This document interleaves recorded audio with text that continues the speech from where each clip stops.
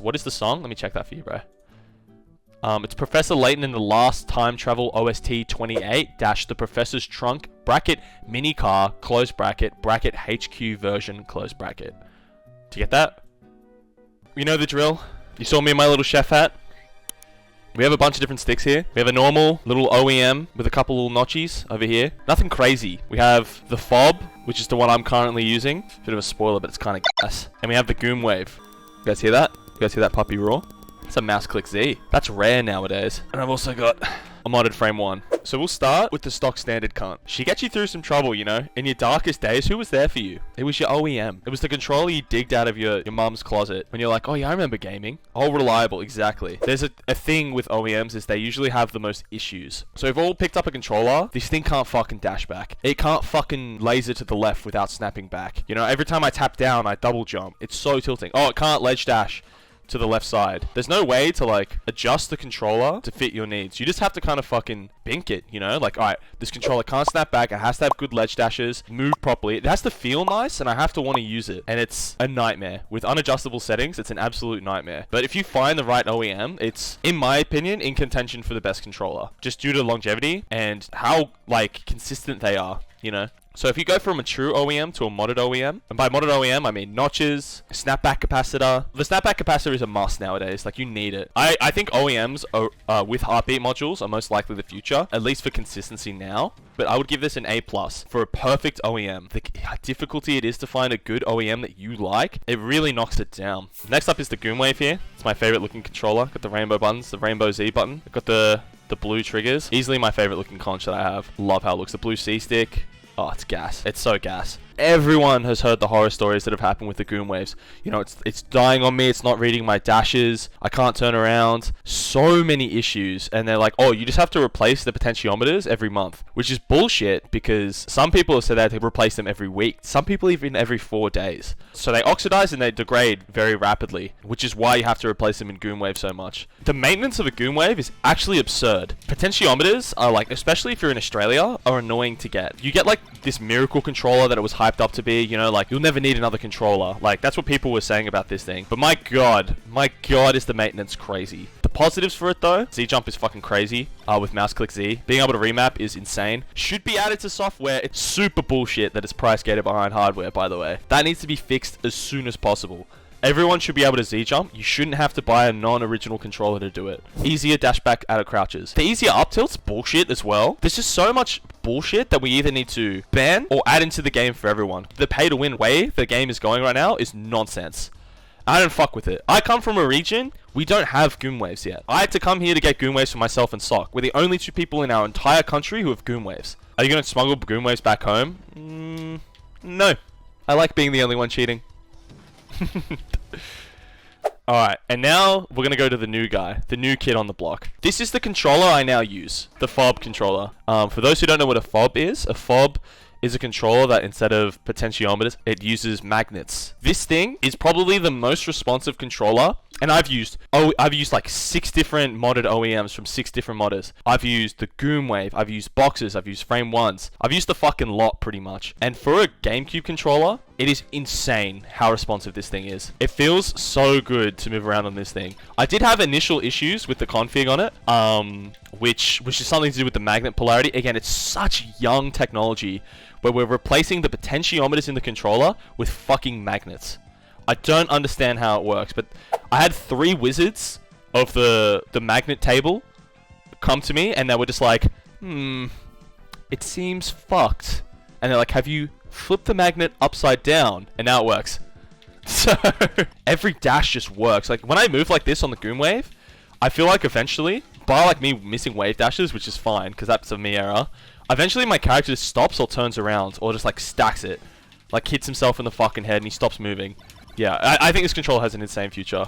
Was asked for you? Really? Did you flip your magnet upside down, bro? I did that, now it's great. It's all about the polarities, bro. The frame 1.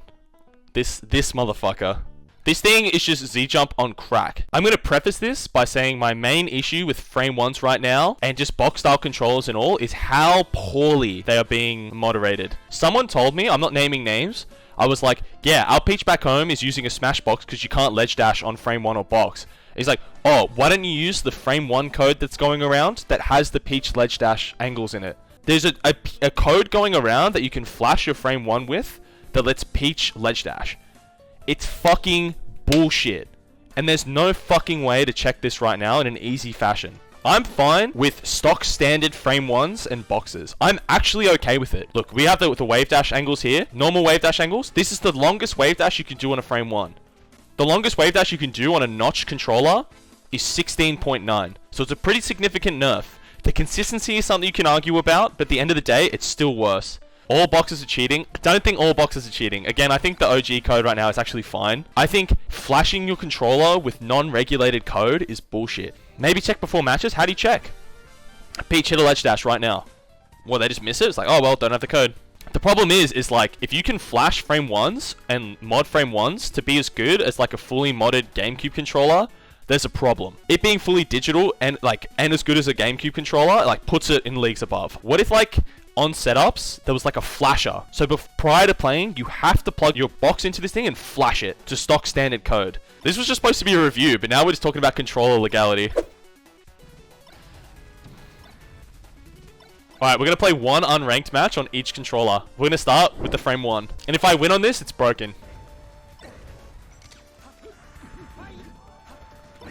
Oh! I would hit that on controller. Okay, this thing's broken. I'm so bad. Fuck off, dude. Falco's like... Yeah, shut your mouth, dude. Have you guys played custom mode Melee? You can only play it in unranked. You press pause and you can't see percent. You just have to play off feel. Okay, I feel like he's at 60. Is he dead? Is that the game? It is the game. Alright. So the box is the best.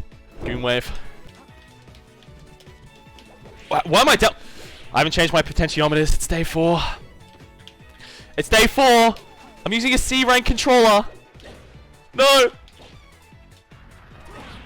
Ah, shit. Huge. Isaac! I'm gonna fucking vomit on myself, dude. Okay, living. Mid shorten. Oh, I would have hit that on the fob, dude. Yes. Not as yes.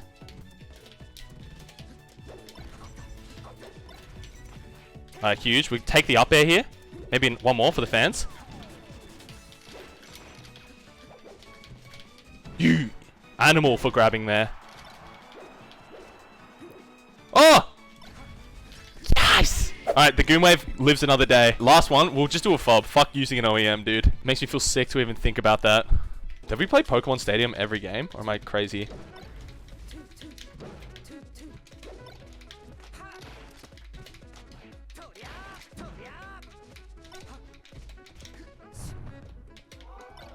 Oh, look at this puppy roar, dude.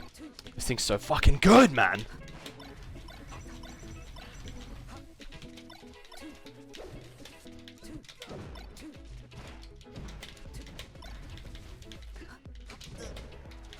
Catching Sheik with the up air actually standing up is so good. I hope he... Oh, he rolls twice instead of going to ledge.